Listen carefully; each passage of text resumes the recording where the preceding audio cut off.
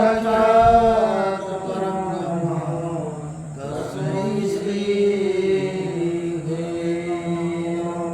नारायणं नमस्कृत्य नरं चैव नरोत्तमं देवी सरस्वती ततो जयमुदीरये मूर्खं करोति वाचालं पङ्गुं लङ्घयते जगद्गुरुपादं वन्दे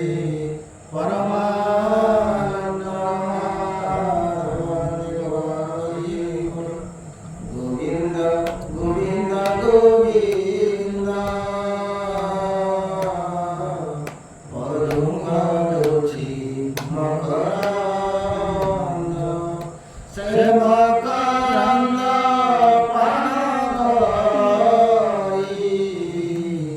हेताई रे गजनाई से ब्रजनाई कपयरे मनमोथाउ निरन्तरे मनम निरन्तरे थाउ हा कृष्ण बोले जीव जाऊ हा कृष्ण बोले जाऊ जीव मोते उद्धर वासुदेव हरि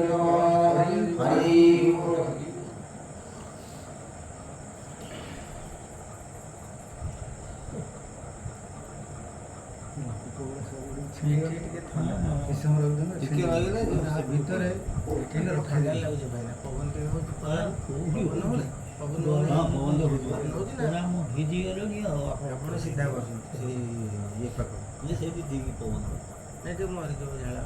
बाहर घर ठंडा लगुच तलू करके तलु फैन बढ़िया पूरा खोला तो चारिआडे खोला से हावाटा 8:30 फैन लगे पवन भल हम जहाँ भी हम 8 तो बड़ अच्छे एक्सटेंशन कड़ोटा लगे भल फैन भल अच्छी खाली रड मुझे देखुची मो घर थी गोटे एक्सटेंशन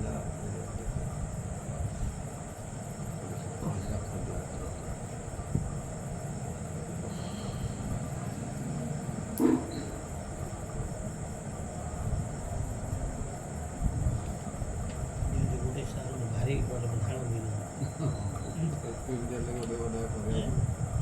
बिकलिया भाया लगुच तो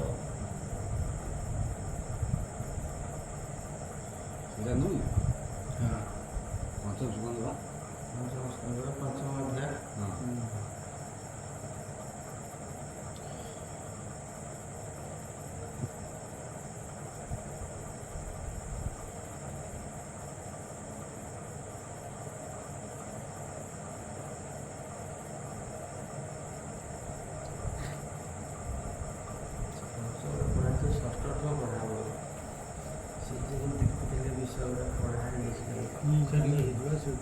सरी ना सरी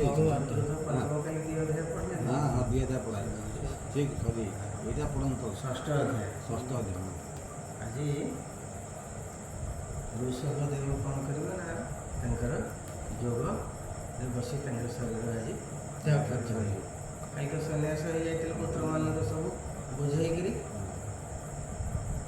आज देह त्याग करेंगे राजा परीक्षित उवाच मोर संशय हृदयगाते भूमि खेळ दयाचीते जे इच्छा बिहारी पुरुष सकल कर्म रजीश ए रूपे किबा कार्यता संशय फेड़ा मणिमर अष्ट ऐश्वर्य दाता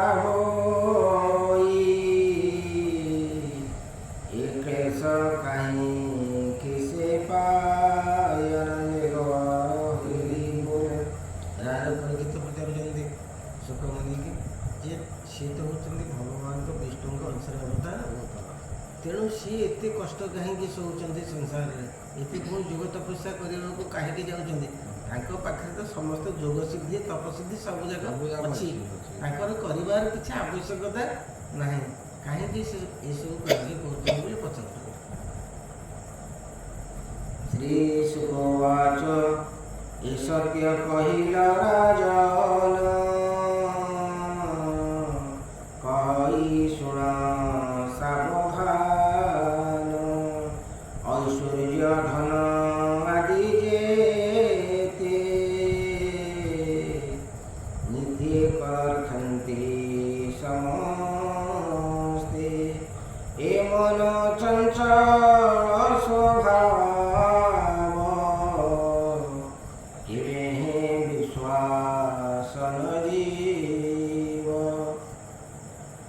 କହିଲେ ଯାହା ଋଷଭଦେବ ହେଉଛନ୍ତି ରାଜା, ତାଙ୍କ ପାଖରେ ବହୁତ ଐଶ୍ୱର୍ଯ୍ୟ ବହୁତ ସମ୍ପତ୍ତି ସବୁ କିଛି ଅଛି, କିନ୍ତୁ ସେ ସଂସାରକୁ କ'ଣ ଶିକ୍ଷା ଦେଲେ ନା ଏ ଯେଉଁ ଧନ ଐଶ୍ୱର୍ଯ୍ୟ ସମ୍ପତ୍ତି ଇଏ ମନକୁ ସଦାବେଳେ ଆପଣଙ୍କର କ'ଣ କରିବ ନା ବିଭିନ୍ନ ପ୍ରକାର ଦୋହଲେଇବ, ଖାସ ମନ ଭିତରେ ବିଭିନ୍ନ ପ୍ରକାର ଦୁଶ୍ଚିନ୍ତା ଆଣିକିରି ପୁରେଇବ ଏବଂ ଆପଣ ମନକୁ ସଦାବେଳେ ହଲଚଲ କରିବ, ବିଚଳିତ କରିବ, ବିଚଳିତ କରିବ।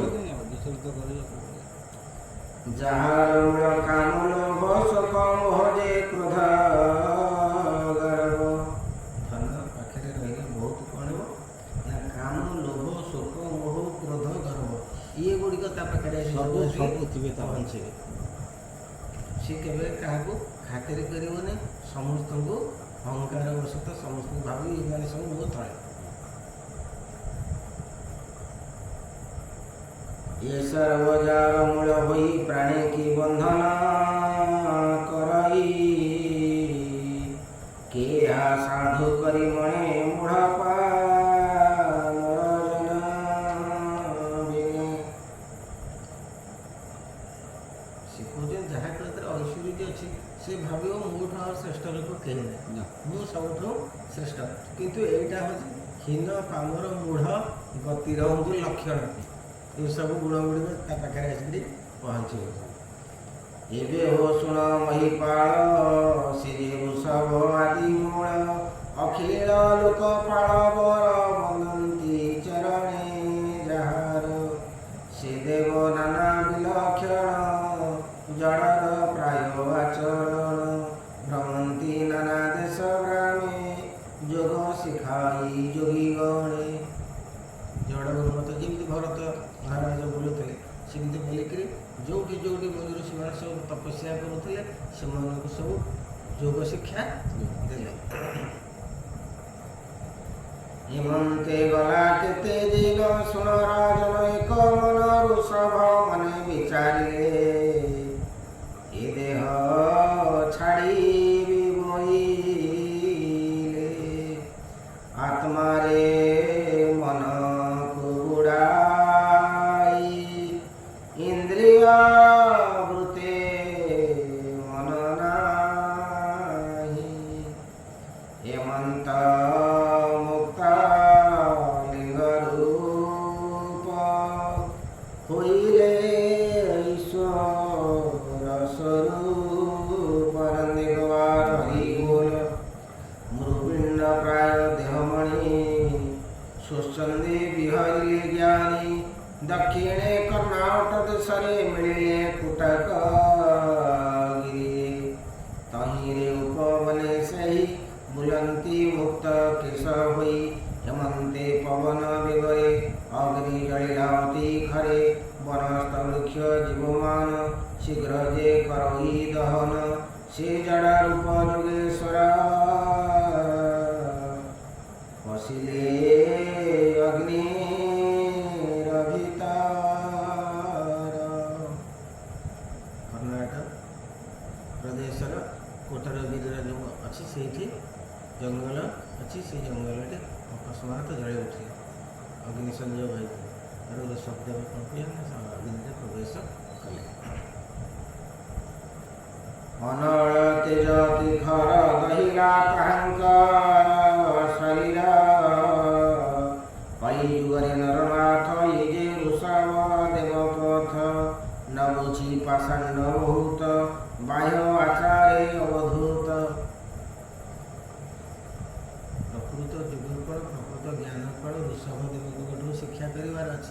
ଏମାନେ କ'ଣ ନା ଅବଧୂତ ବେଶ ଧରିକିରି କଳି ଯୁଗରେ ସେ କହୁଛନ୍ତି ଆମେ ଅବଧୂତ ଦୀକ୍ଷା ନେଇଛୁ, କିନ୍ତୁ ଅବଧୂତ ଦୀକ୍ଷାର ଯେଉଁ ଗୁଣ ଯେଉଁ ଜିନିଷ ଗୁଡ଼ିକ ଜ୍ଞାନ ରହିବା କଥା ସିଏ ଆଦୌ ତାଙ୍କ ପାଖରେ ନାହିଁ।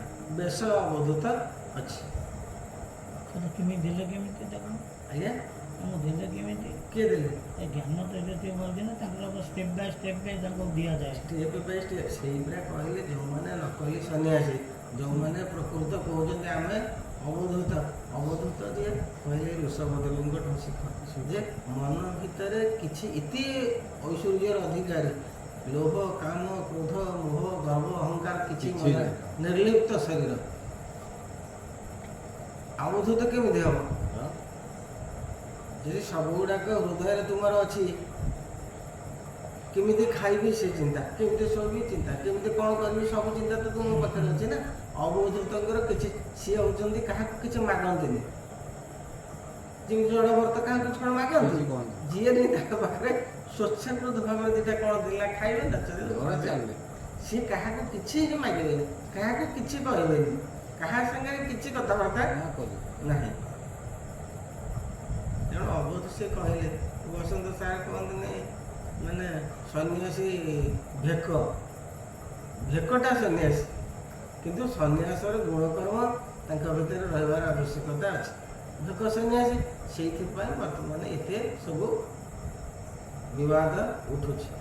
ସବୁ ଓଡ଼ିଆଟା ଭଲ କୁହନ୍ତି, କେତେଟା ଭାଷା ଓଡ଼ିଆରେ ମାର୍କଟି ବସନ୍ତର ଭଲ କଥା। ଭେକ ଭେକ ଅର୍ଥ ଲୋକ ବୁଝିବେନି। ଯୋଉ ପରିପାଟି ପିନ୍ଧିଛ ସନ୍ନ୍ୟାସ, ଆମ ଏଇ ଓଡ଼ିଆ ଲୋକ ଭେକ କଥା କହିଲେ ହଠାତ୍ ବୁଝିପାରିବେନି। ଆମେ ସିନା ଜାଣିଛେ କେତେଟା କହିଦେଉଛେ, କିନ୍ତୁ ଅଧିକାଂଶ ଲୋକ ଜାଣିପାରିବେ ଭେକ ଅର୍ଥ କ'ଣ। କହନ୍ତିନି ଆମର ଗୋଟେ କଥା ତାର ରୂପ ଭେକ କିଛି ନାହିଁ। ରୂପ ଭେକ କିଛି ସେ କଥା ନାହିଁ, ଭେକ ଥିଲେ ଭିକ ନୁହେଁ। ହଁ ଭେକ ମାନେ ତାର ସ୍ୱଭାବ କ୍ୱାଲିଟି ଆଉ ତାର ଗୁଣ ଆଉ ଚେହେରା ଆଉ ଯେଉଁ ପୋଷାକ ପରିଚ୍ଛଦ ସେଗୁଡ଼ା ଦେଖିକି ଭିକଟା ମିଳେ। ଆଉ ତୁ ଟାଣି ତୋଳେଇକି ଚେହେରା ଇଏ ଅଛି ଖଟିକି ଖାଇପାରିବୁ, ତୁ ଆସି ଭିକ ମାଗିଲ କିଏ ଦେବ ଭିକ? ଏଇ ହେଉଛି କଥା।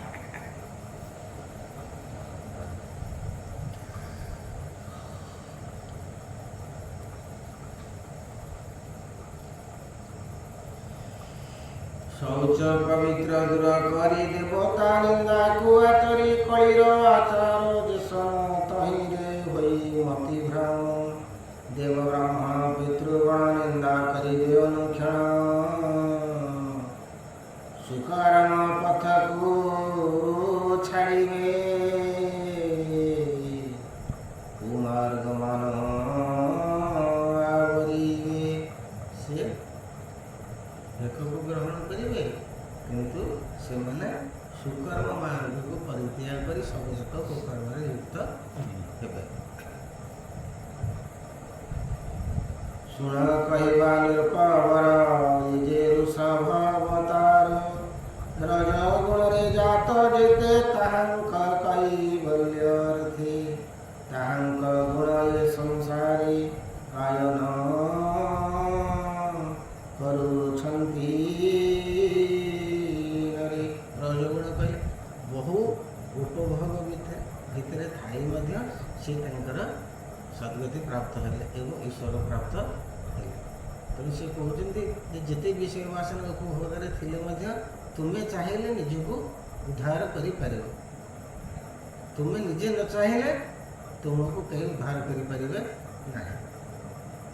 ତେଣୁ ସେମାନେ ସଂସାରୀ ଲୋକଙ୍କ ପାଇଁ ଇଏ ଗୋଟେ ହେଉଛି ତାଙ୍କରି ଉଦାହରଣ ଦିଆଯାଉଛି ଯେ ସେ ଗୃହୀ, କିନ୍ତୁ ସେ ସଦାବେଳେ ସନ୍ନ୍ୟାସର ଗୃହରେ ଥାଇକିରି ମଧ୍ୟ ସବୁବେଳେ ସନ୍ନ୍ୟାସ କର୍ମକୁ ସେ ଅବଲମ୍ବନ କରୁଥିଲେ, ସନ୍ନ୍ୟାସ ଭାବକୁ ମନ ଭିତରେ ରଖିଥିଲେ। ଭଗବାନ ସେଇ ଯେଉଁ ଗୀତାର ପଞ୍ଚମ ଅଧ୍ୟାୟରେ କହିଲେ ଯେ ଏଇ ଯେଉଁ ପୋଷାକ ପରିଚ୍ଛଦ ବିଭିନ୍ନ ପ୍ରକାର ତିଳକ ଏସବୁ ସନ୍ନ୍ୟାସର ଲକ୍ଷଣ ନୁହଁ। ସନ୍ନ୍ୟାସ ତାକୁ ମାର, କିନ୍ତୁ ସନ୍ନ୍ୟାସର ଲକ୍ଷଣ କ'ଣ ନା ସଂସାରରୁ ସାରକୁ ଗ୍ରହଣ କରି ସବୁ ଯାକ ଅସାରକୁ ପରିତ୍ୟାଗ କରିବ, ତାହେଲେ ତୁମେ ସନ୍ନ୍ୟାସୀ ହେବ। ଆଉ ତୁମେ ତ ସବୁ ଯାକ ଅସାରକୁ ଗ୍ରହଣ କରି ସାରକୁ ପରିତ୍ୟାଗ କରୁଛ। ତେଣୁ ଋଷଭଦେବଙ୍କର ଆମ ସଂସାର ଗୃହସ୍ଥ ଲୋକମାନଙ୍କ ପାଇଁ ଇଏ ହେଉଛନ୍ତି ଉଦାହରଣ।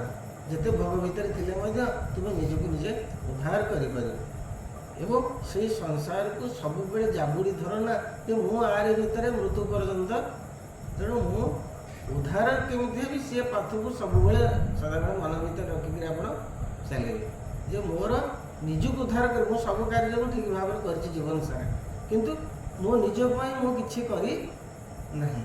ନିଜ ପାଇଁ କହିଲେ କ'ଣ ଆଉ ଧନ ଐଶ୍ୱର୍ଯ୍ୟ କିଛି ରୋଜଗାର କରି ନାହିଁ, ମୋର ନିଜର ଉଦ୍ଧାର ମାର୍ଗକୁ ମୁଁ କେମିତି, ନହେଲେ ତୁମ ଜୀବନରେ ଅପରିପୂର୍ଣ୍ଣତା ପୁଣି ସେମିତି ଜନ୍ମ ହେବ, ପୁଣି ଆହୁରି ଦୁଃଖ ଯନ୍ତ୍ରଣାରେ ତୁମେ ସେମିତି ଜନ୍ମ ହେଉଥିବ, ମୃତ୍ୟୁ ହେଉଥିବ, ଜନ୍ମ ହେଉଥିବ, ମୃତ୍ୟୁ ହେଉଥିବ। ତାଙ୍କ ଗୁଣ ଏ ସଂସାରେ ଗାୟନ କରୁଛନ୍ତି ନାରୀ, ଶପଥ ସିନ୍ଧୁ ମଧ୍ୟେ ଥାଇ ଦୀପ ବରଷ ଯେତେ ହୋଇ, ଭାରତ ବର୍ଷ ତହିଁ ଧନ୍ୟ ଜହିରେ ଜନ୍ମି ପ୍ରାଣିମାଣ, ଅଖିଳ ଜନର ଠାକୁର ତାଙ୍କ ଜନ୍ମ ଅବତାର, ଗାୟନ କରନ୍ତି ହରସେ ଯେଣେ ଜ୍ଞାନ ପାପ ନାଶନ ହରି ବୋଲ। ଭାରତ ବର୍ଷରେ ସବୁବେଳେ ଭଗବାନଙ୍କର ଅବତାର, ଯେତେ ପ୍ରମୁଖ ଅବତାର ଯାକ ସବୁ ଭାରତ ବର୍ଷରେ ହିଁ ହେଇଛି।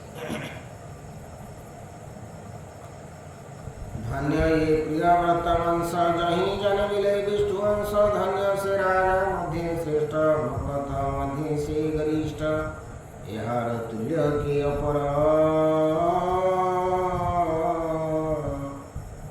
जीवन से दिव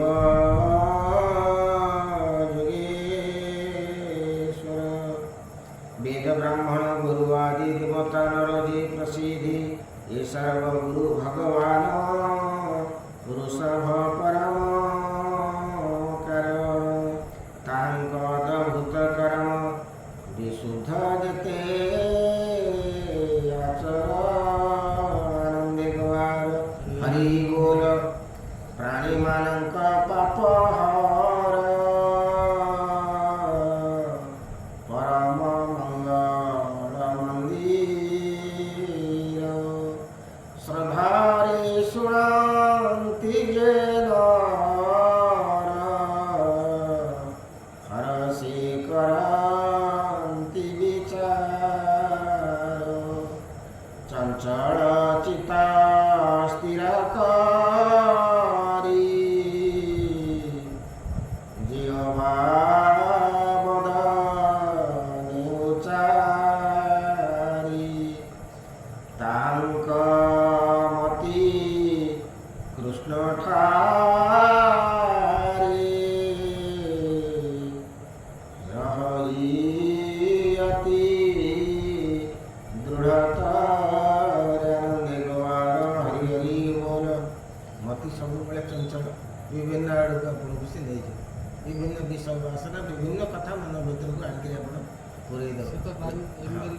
ତେଣୁ ଏ ମନକୁ ସ୍ଥିର କରିବାକୁ ହେଲେ ଭଗବାନଙ୍କର ନାମ କୀର୍ତ୍ତନ କରିବାକୁ ପଡ଼ିବ ଏବଂ ଭଗବାନଙ୍କ ନାମ କୀର୍ତ୍ତନ କଲେ ଆସ୍ତେ ଆସ୍ତେ ମନ ତାଙ୍କରି ପାଦ ପଦ୍ମରେ ନିବେଶ ହେବ, ସ୍ଥିର ହେବ। ଯେକୌଣସି ଜିନିଷ କରନ୍ତୁ ଆପଣ ନିଶ୍ଚିନ୍ତ ଗୋଟିଏ ପାହାଚ ପରେ ଗୋଟିଏ ପାହାଚ ଅତିକ୍ରମ କରିବେ। ସେଇଟା କାହାରି ଶୀଘ୍ର ହେଇପାରେ, କାହାର ଥର ଧୀର ହେଇପାରେ, କିନ୍ତୁ ଆପଣ ଉନ୍ନତି ଆଡ଼କୁ ନିଶ୍ଚୟ ଯିବେ। କେହି ଏମିତି ଲୋକ ନାହିଁ ଯେ ତାର କିଛି ହବନି।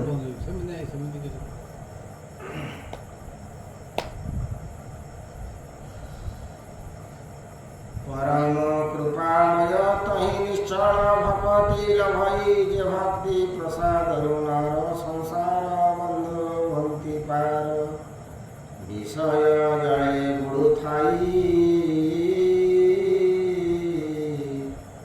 भक्ति भेड़ारे से तराई। विषय वासना रूपक ଭକ୍ତି ହେବାକୁ ଗଲେ ଆମକୁ ଭକ୍ତି ରୂପକ ଭେଳାରେ ବସିବାକୁ ପଡ଼ିବ। ସେଇ ଭେଳା ହିଁ ଆମକୁ ଭବସାଗରରୁ ପାରି କରିବ।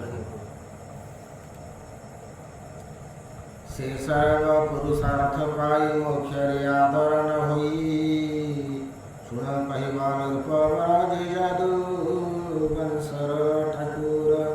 ସେଇ ଲୋକ ହିଁ ସମସ୍ତ ପୁରୁଷାର୍ଥ ପାଇ। ପୁରୁଷାର୍ଥ ଆମର 4ଟି ପୁରୁଷାର୍ଥ ଧର୍ମ ଅର୍ଥ କାମ ମୋକ୍ଷ। ପ୍ରତ୍ୟେକ ପ୍ରାଣୀ ଥାଏ ମୁଁ କେମିତି ଧର୍ମବାନ ହେବି, କେମିତି ମୁଁ ରୋଜଗାର କରି ମୋର ସଂସାରକୁ ସୁନ୍ଦର ଭାବରେ ଚଳେଇବି, ଧର୍ମ ଅର୍ଥ କାମ ମୋର ସମସ୍ତ କାମନା କେମିତି ପୂର୍ଣ୍ଣ ହେବ, ଆଉ ମୁଁ ଶେଷରେ କେମିତି ଭଗବାନଙ୍କୁ ପ୍ରାପ୍ତ ହେବି। ଇଏ ହେଉଛି ଜୀବନର 4ଟା ପୁରୁଷାର୍ଥ, 4ଟା ମୁଖ୍ୟ ଲକ୍ଷ୍ୟ।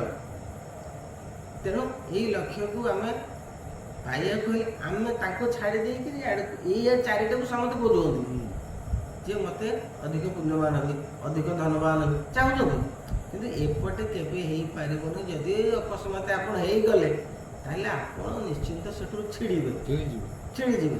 କିନ୍ତୁ ଯଦି ଭଗବତ ଆଶ୍ରିତ ହେଇକି ଆକୁ ପ୍ରାପ୍ତ ହେଲେ ଇଏ ଐଶ୍ୱର୍ଯ୍ୟ ଆପଣଙ୍କର ନଷ୍ଟ ହବାର ନା। ଆମେ ସେ ତ ଉଦ୍ୟମ କଥା। ହଁ, ଯେ ତୁମେ ଏପଟେ ଗଲେ ମଧ୍ୟ ଭଗବାନ କହୁଛନ୍ତି ଯେ ଅର୍ଥ ତୁମର ଆବଶ୍ୟକ।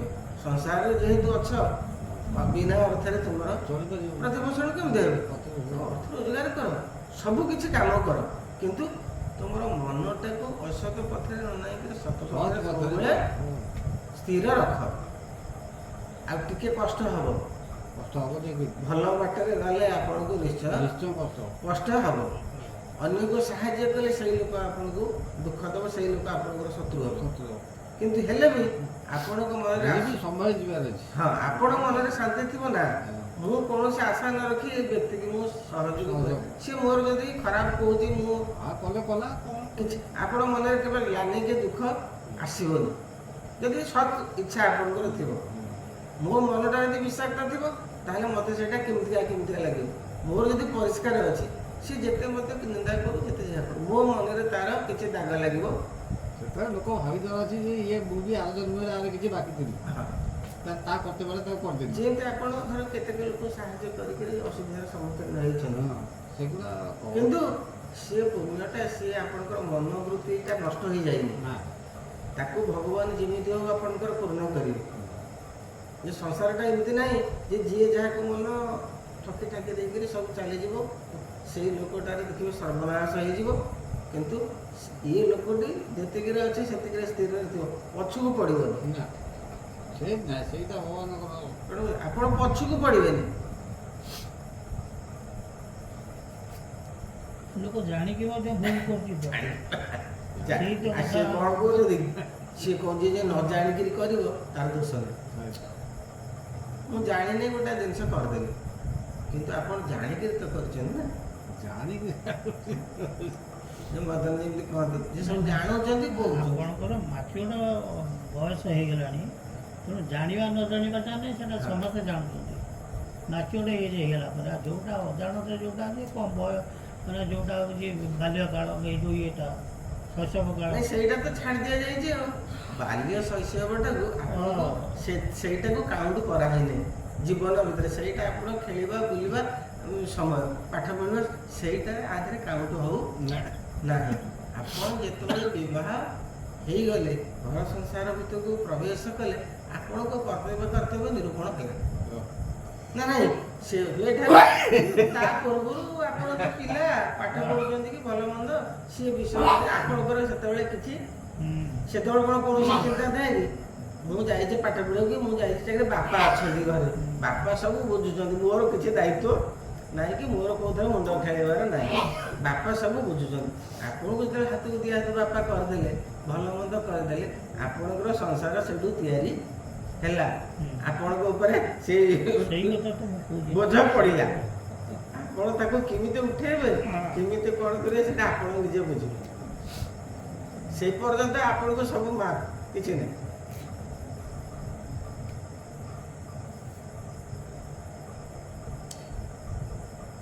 ଥଣ୍ଡା ହେଇଯାଇଛି ଭଲ ହଉଛି। ସେଦିନ ବି ଆପଣ ଏଠି ବସିଥିଲେ ଥଣ୍ଡା ହେଇଥିବ। ସେ ସେଦିନ ଥଣ୍ଡା ହେଇଥିଲା, ଥଣ୍ଡା କମିଗଲା। ମୁଁ ଯୋଉ ଦିନ ଉଦୟ ହେଉଛି ମୋତେ ସେଇଆ ଥାଏ। ନାଇଁ ମୁଁ ଆଜି ଏକ୍ସରସାଇଜ କାମ ଟିକେ କରିଦେବି। ତାପରେ ଝାଳରେ ଗାଧେଇବେ, ଝାଳରେ ଓଦା ଏ ଝାଳ ଫଳରେ ମୁଁ ଫ୍ୟାନ୍ ଲଗେଇ ଥଣ୍ଡା କଲା ପରେ ଝାଳ ବୋଇଲେ ବନ୍ଦ ହେଲା ପରେ ଗାଧେଇବି। ମୋର ସେଇଥିରେ ହେଳା ନାହିଁ, କିନ୍ତୁ ଏଇ ସମୟରେ ଥଣ୍ଡା ପାଣିରେ କାମ କରିଦେଲେ ଯେହେତୁ ବଡ଼ ଭାଷା ଭାଇ ଏ ତ ଛୋଟ ଛୁଆ ଗୋଟେ ପାଖ ହଉ ଦିଅନ୍ତୁ ତାର ସାରି ଦିଅନ୍ତୁ। ଯେ ନିତ୍ୟ ଆନନ୍ଦ ଶରୀର ଯାହାର ତୃଷ୍ଣାଦି ଦୂର ପରମ କଲ୍ୟାଣ କାରଣ ଲୋକରେ ଦୟା ପରାୟଣ ସେ ଯେ ଋଷଭ ଯୋଗେଶ୍ୱର ତାହାଙ୍କୁ ମୋର ନମସ୍କାର କହଇ ଦାସ ଜଗନ୍ନାଥ ଭାଷାଧର ବନ୍ଧେ ଭାଗବତ ସେ ପ୍ରଭୁ ଋଷଭ ଚରଣେ ମନ ରହୁ ଅନୁକ୍ଷଣ ହରିଗୁଣ इति श्रीमद्भागवते महापुराणे परमहंस संहिताया पंचम स्कंदे ऋषभदेव चरितं नाम षष्ठोऽध्याय सप्तमोऽध्याय सप्तमे भरतराजन योगी आराधि भगवान् कुलहाश्रमे हरिक्षेत्रे हरि भजिरा चित्तानंदी केतेटा है सातटा 35 कौन करे ଗୋଟେ କଥା ହେଉଛି ଆମେ ଦୁଇ ଜଣ ହେଲା କି ଧନୀ ଗରିବ ଧନୀ ଗରିବ ଆଉ ଗୋଟେ ହେଉଛି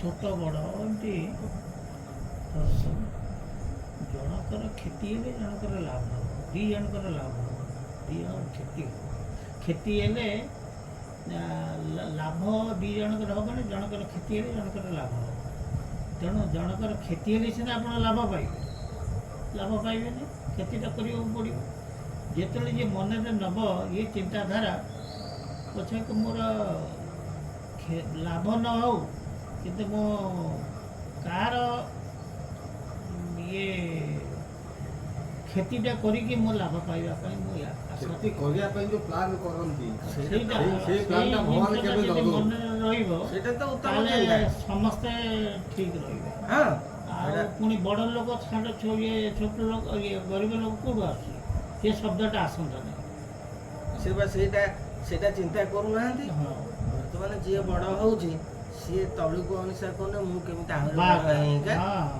ଯିବି ସିଏ ଯଦି ସେଟା ତଳକୁ ଚାହାନ୍ତା ତାହେଲେ କାହିଁ ଏତେ ହବ? ଯେ ମୁଁ ଯୋଉଥିପାଇଁ ଏତେ ଲୋକ ମୋତେ ସହଯୋଗ କରି ବଡ଼ କରେଇଛନ୍ତି ମୁଁ ସେଇମାନଙ୍କ ସେବାରେ କେମିତି ଲାଗିଯିବି ସେଇମାନଙ୍କର କେମିତି ଉପକାର ସିଏ ଚିନ୍ତା ଆଉ ତାର ମୁଁ ସୁବିଧା ପାଇଛି ମାନେ ମୁଁ ଆହୁରି କେମିତି ପଳେଇବି ପୁରା ସ୍ୱର୍ଗ ପର୍ଯ୍ୟନ୍ତ ଇଏ ଯୋଉଠି ଯିଏ ପଢ଼ିଲା ପଢ଼ିଛି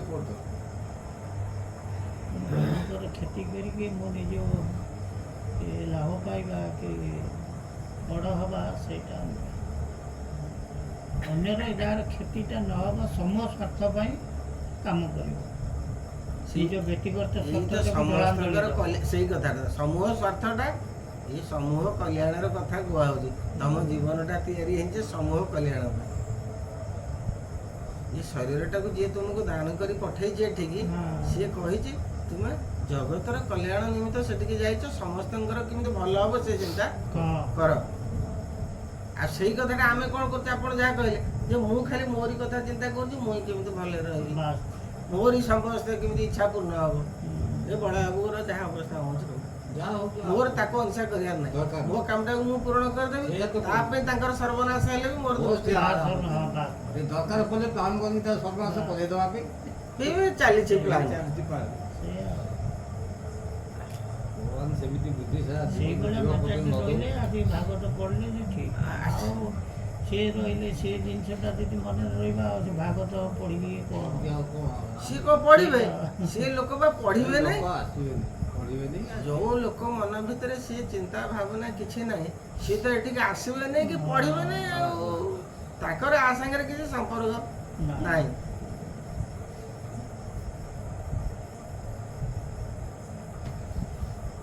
କ'ଣ କରିବା ବେଳ ଆଉ ଯିଏ ବନ୍ଦ କରି ବର ବହୁତ ଆଜି ବେଶୀ ଭାଇ ଯିବା ହଁ ହଁ ଝାଳ ଫାଳ ବୋହିଲା। ଝାଳ ଫାଳ ବୋହି ଯାଉଛି ତ ଆଜି ଆଜି ଗୀତା ମାନେ ସେଠି ଗୀତାକୁ ଛୁଇଁକି କୋର୍ଟରେ କିନି ଶପଥ ନେଉଛନ୍ତି ତଥାପି ଷ୍ଟେଟମେଣ୍ଟ ଦେଉଛନ୍ତି ଅଲଗା। ଆଉ ପୁଣି ଏଇଟା ହେଉଛି ନା ଆଉ ଦେଉଛନ୍ତି। କୋଉଠାରେ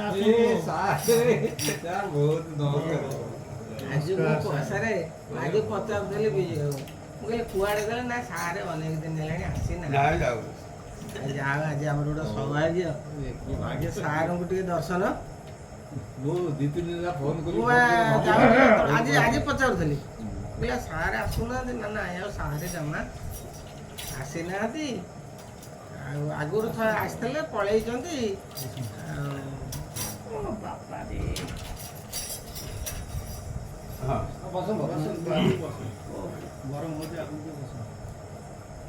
ଆପଣ ଭଲ ଅଛନ୍ତି ନା?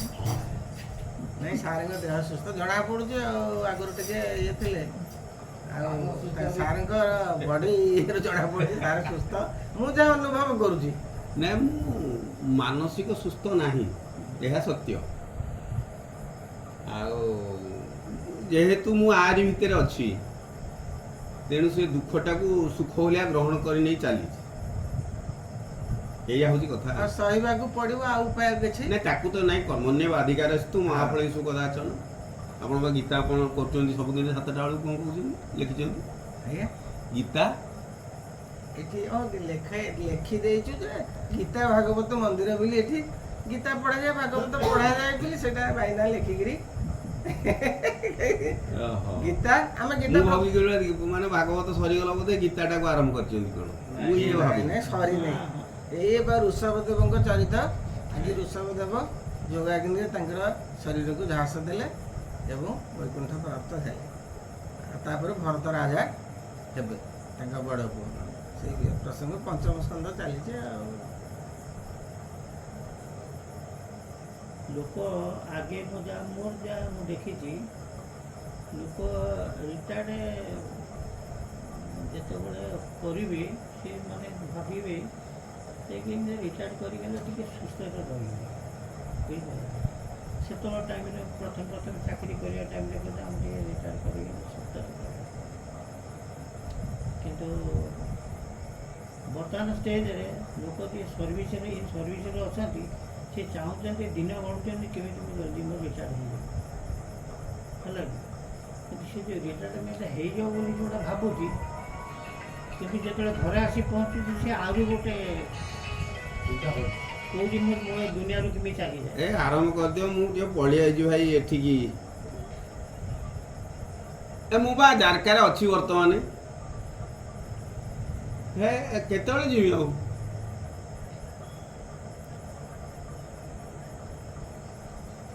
କ'ଣ ରୋଷେଇବାସ ହଉଛି? ଆଉ ଦେଖିବା ମୁଁ ଯଦି ଯିବି ଟିକେ ଡେରି ହବ। ହଉ ହଉ।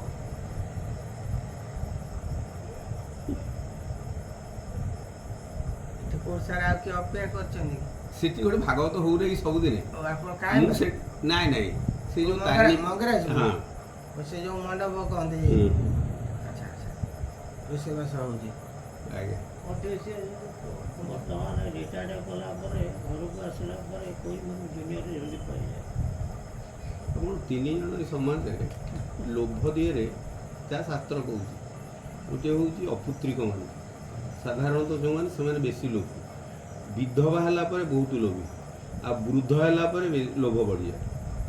ସେଇଥି ଯୋଗୁଁ କ'ଣ ଲେଖିଲେ ଆମର ଶଙ୍କରାଚାର୍ଯ୍ୟ କ'ଣ ଲେଖିଲେ ଅଙ୍ଗ ଗଳିତଂ ପଳିତଂ ମୁଣ୍ଡ ଦନ୍ତ ଗଳିତଂ ଜାଡ଼ିତଂ ତୁଣ୍ଡ କରଧୃତ କମ୍ପିତ ଶୋଭିତ ଦଣ୍ଡ ତଦ୍ୟପି ନ ମୁଚ୍ୟନ୍ତି ସୌଭାଣ୍ଡ। ମାନେ ଅଙ୍ଗ ଗଳିତ ମାନେ ଆମର ଅଙ୍ଗ ଆଉ ଅଛି କି ଠିକ୍ ଖାଲି ଆମେ ଯଦି ଉପରକୁ ଦେଖେଇ ହବା ଆମେ ଅଛୁ ଠିକ୍ ସେଟା ଅଲଗା କଥା। କିନ୍ତୁ ଭିତରେ ଆମର ଯେଉଁ ଇଚ୍ଛା ଶକ୍ତି ଯେଉଁ କାମର ଶକ୍ତି ଯେଉଁ ଶାରୀରିକ ଶକ୍ତି ସବୁ ଯାକ ହ୍ରାସ ହେଇଯିବ। ବର୍ତ୍ତମାନ ଆପଣ ଭାଗବତରେ କ'ଣ କହିଲେ ପଞ୍ଚ ଶିଗଡ଼ ତଳେ ଗଣ୍ଠି ଆତ୍ମା ଏହାର ଷଡ଼ଗଣ୍ଠି। ଯେତେବେଳେ ମା ଦେବକୀ ଗର୍ଭରେ ଭଗବାନ ବିଷ୍ଣୁ ଅଛନ୍ତି ବ୍ରହ୍ମା ଆଉ ଦେବଗଣ ଆସିକି ସ୍ତୁତି କରୁଛନ୍ତି। ଏକଇ ବୃକ୍ଷ ବେନି ଫଳ ଚତୁର ରସ 3 ମୂଳ ପଞ୍ଚ ଶିଗଡ଼ ତଳେ ଗଣ୍ଠି ଆତ୍ମା ଏହାର ଷଡ଼ ଗୋଟି ଗଣ୍ଠି ସପ୍ତବକଳ ଦେହେ ଜଡ଼ି ଅଷ୍ଟମ ଡାଳେ ଛନ୍ତି ବେଡ଼ି ଗଣ୍ଠି ସ୍ୱଭାବେ ନମନେତ୍ର ବିସ୍ତାର ହୋଇ ଦଶପତ୍ର ଏମନ୍ତ ବୃକ୍ଷ ଦେହେ ଲକ୍ଷୀ ଦେହେ ବୃକ୍ଷ ଉପରେ ବେନି ପକ୍ଷୀ। ଅର୍ଥ ଆମ ସବୁଯାଙ୍କ ତତ୍ତ୍ୱଟାକୁ ଏଠି ସାଂଖ୍ୟ ଯୋଗର ସବୁଯାଙ୍କ ତତ୍ତ୍ୱକୁ ଏଠି ଆଣିକି ଥୋଇଦେଲେ। ମାନେ ଏ ଶରୀର ଭିତରେ ସେ ସବୁ ଦେଖୁଛନ୍ତି ଆରି ଭିତରେ ଅଛି। ଭଗବାନଙ୍କର ଏଇ ମାନବ ଶରୀରକୁ ଧ୍ୟାନ କରୁଛି। ମାନବ ଶରୀର ଆଇଛନ୍ତି ନା, ଆସିବେ ନା ମାନବ ଶରୀର ହେଇକିରି। ତେଣୁ ଏଇ ମାନବ ଶରୀରରେ ଏକ ହିଁ ବୃକ୍ଷ, ଗୋଟିଏ ହେଲା ବୃକ୍ଷ ହେଉଛି ଇଏ ହେଉଛି ଓଲଟ ବୃକ୍ଷ। ଆମର ଖାଦ୍ୟ ଖାଉଛି ତଳକୁ ଯାଉଛି, ତାଙ୍କ ବୃକ୍ଷ ଖାଦ୍ୟ ତଳୁ ଉପରକୁ, ତେଣୁ ଏଇଟା ଓଲଟ ବୃକ୍ଷ। ତାର ହେଉଛି ଫଳ ଦିଟା, ସେ ବୃକ୍ଷର ଫଳ ଦିଟା, ଗୋଟେ ହେଉଛି ଦୁଃଖ ଆଉ ଗୋଟେ ହେଉଛି ସୁଖ। একই বৃক্ষ বেনি ফল চতুর রস তিনি মূল। আমার আবশ্যকতা কোণ? ধর্ম অর্থ কাম মুখ্য। কিয়ে ধর্ম চাহুছি, কিয়ে অর্থ চাহুছি, কিয়ে কামনারে বশীভূত হଉଛି, কিয়ে মুখ্য ବି ଚାହୁଁଛି। এইভাবে চারি প্রকার লোক আমি ଆମ ଭିତରେ ରହୁଛନ୍ତି। ଆଉ କ'ଣ କହିଲା ବେନି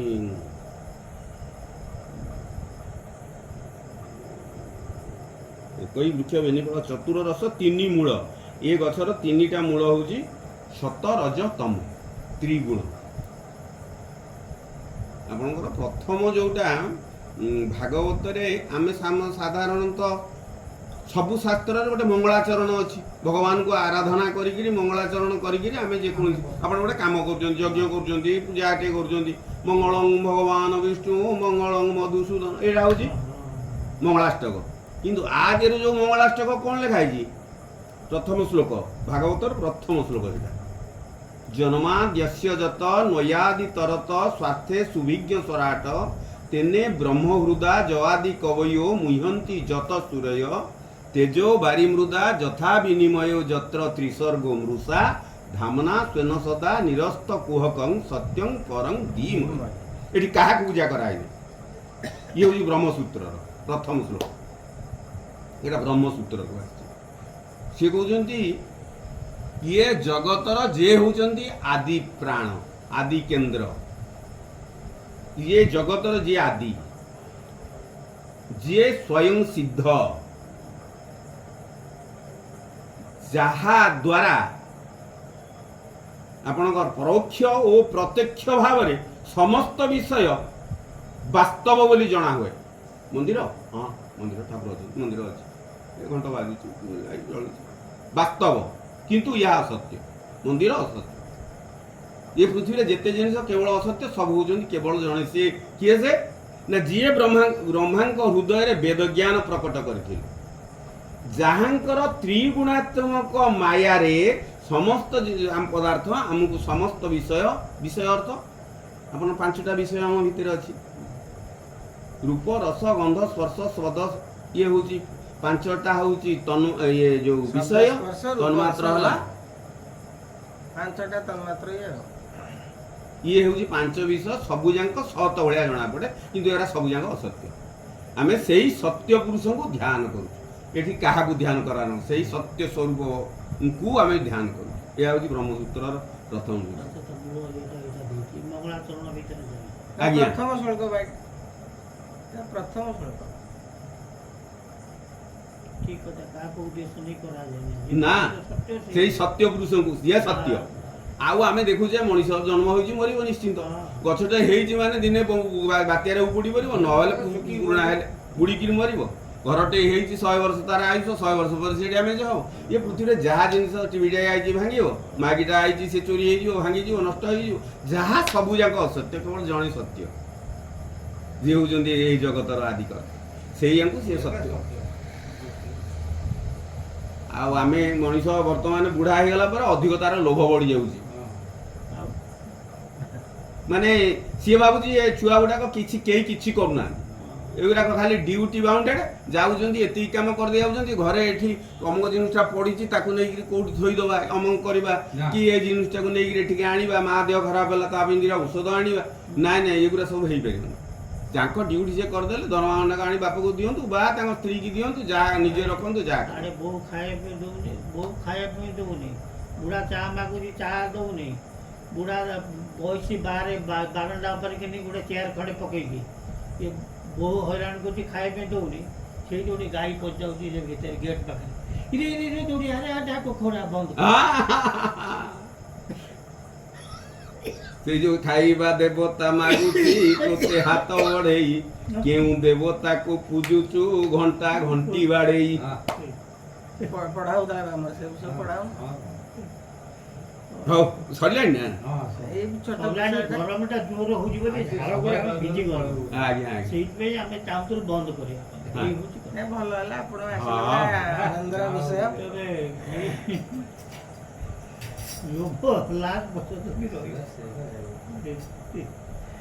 ଲୋଭ ପାଏ। ଆଁ? ସେଠି ସାର୍ ସବୁଦିନ ଭାଗବତ ପଢା ହଉଛି। ହଁ ଲୋକ ମୁଁ କେତେ ଆସନ୍ତି? ସବୁଦିନ ଯାଉଛି।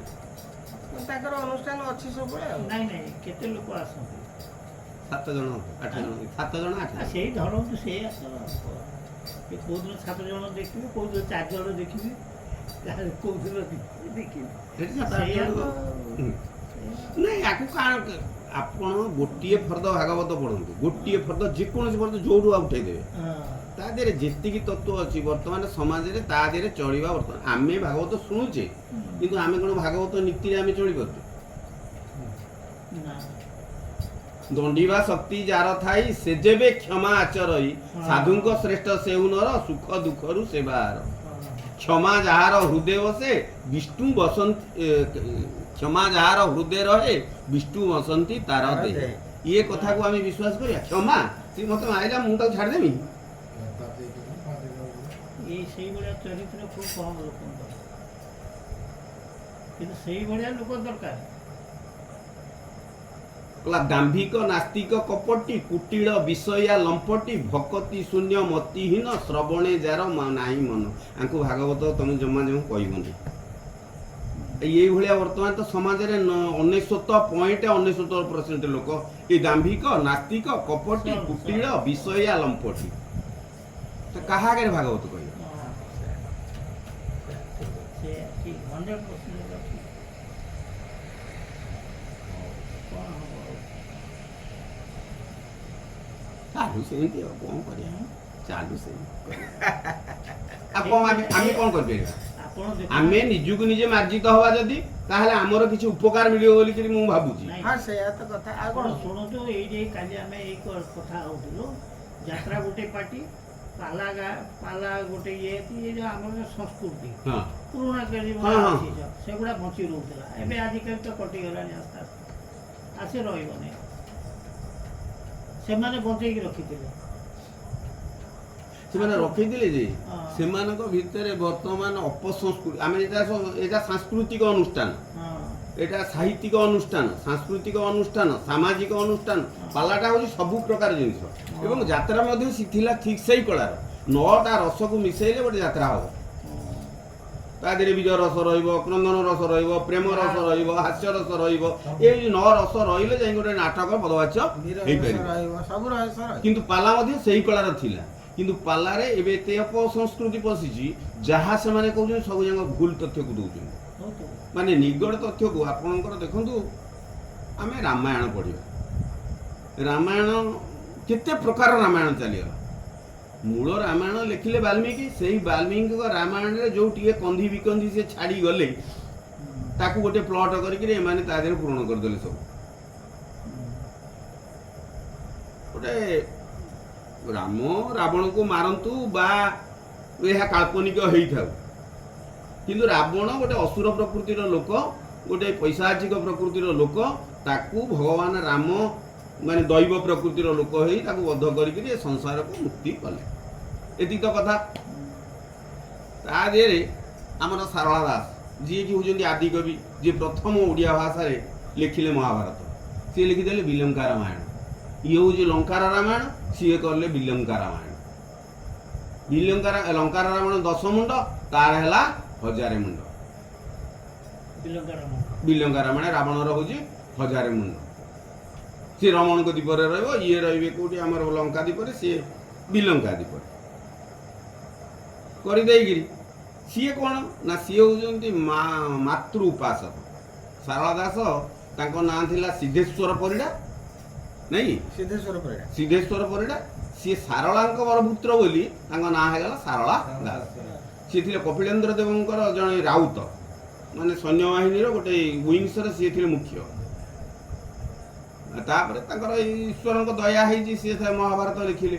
କିନ୍ତୁ ସେ ମହାଭାରତ ଲେଖିକିରି ସାମାଜିକ ମହାଭାରତର ସ୍କେଲିଟନ ଉପରେ, ମହାଭାରତର ସ୍କେଲିଟନ, କିନ୍ତୁ ଆମ ଉତ୍କଳର ସାଂସ୍କୃତିକ, ସାମାଜିକ, ଧାର୍ମିକ ସବୁ ଦିଗକୁ ଲକ୍ଷ୍ୟ କରି ସେ ମହାଭାରତ ଗୋଟେ ସ୍ୱତନ୍ତ୍ର ପ୍ରକାର କରିଦେଲେ। ଏବଂ ବିଲଙ୍କା ରାମାୟଣ କଲେ କାହିଁକି ନା ସେ ମାତୃଶକ୍ତିର ଉପାସକ ଥିଲେ।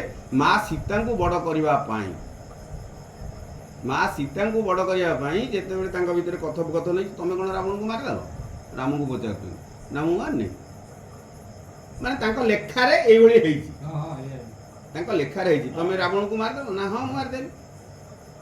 ନା ତାହେଲେ ଗୋଟେ ବିଲଙ୍କାରେ ରାମାୟଣ ଗୋଟେ ରାବଣ ଅଛି, ଜାଣି ତାକୁ ମାରିଦେବ। ଗଲେ ଯାଇକିରି ସେଠି ପହଞ୍ଚିଲେ, ଆଗେ ହନୁମାନଙ୍କୁ ପଠେଇଲେ। ହନୁମାନଙ୍କୁ ଯାହା ଦେଖି ଆସିବୁ, କ'ଣ ଘଟଣା କ'ଣ ହନୁ।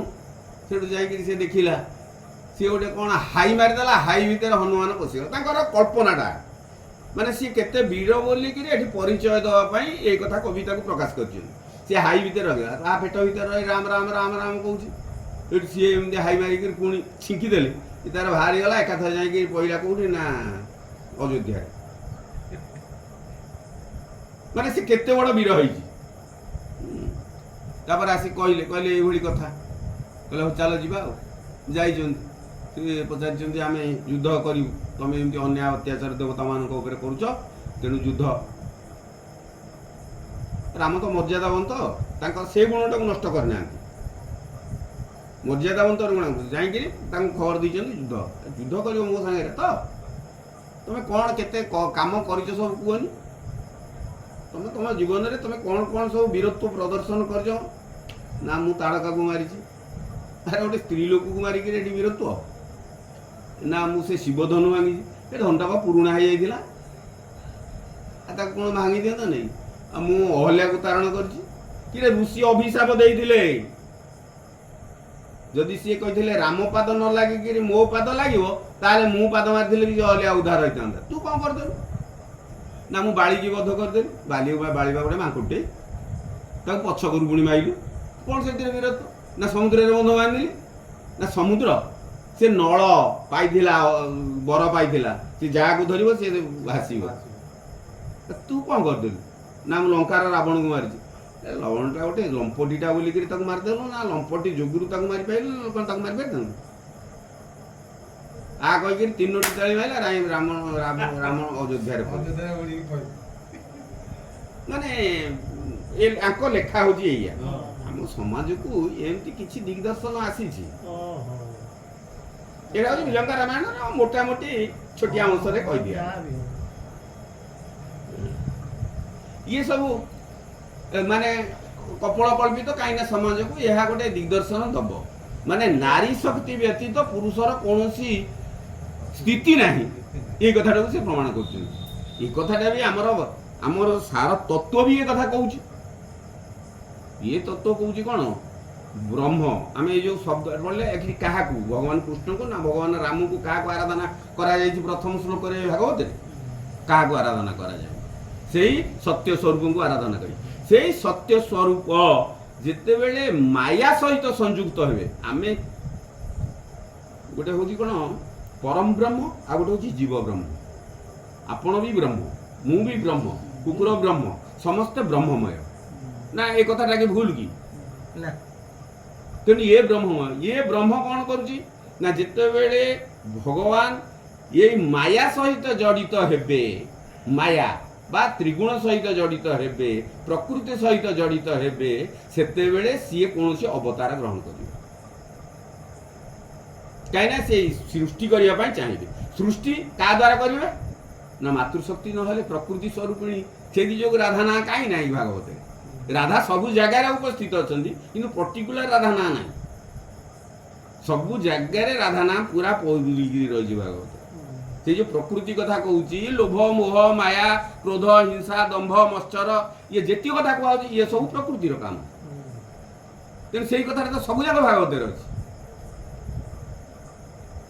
ତାହେଲେ ରାଧା କ'ଣ ନା ରାଧା ଶକ୍ତି ସ୍ୱରୂପିଣୀ ସଂଯୁକ୍ତ ହେଲେ, ଶକ୍ତି ସଂଯୁକ୍ତ ହେଲେ ଯାଇକିରି ବ୍ରହ୍ମ କିଛି କାର୍ଯ୍ୟ କରିପାରିବେ, ନହେଲେ ବ୍ରହ୍ମ ନିର୍ବିକାର, ନିର୍ଲିପ୍ତ, ନିରାକାର।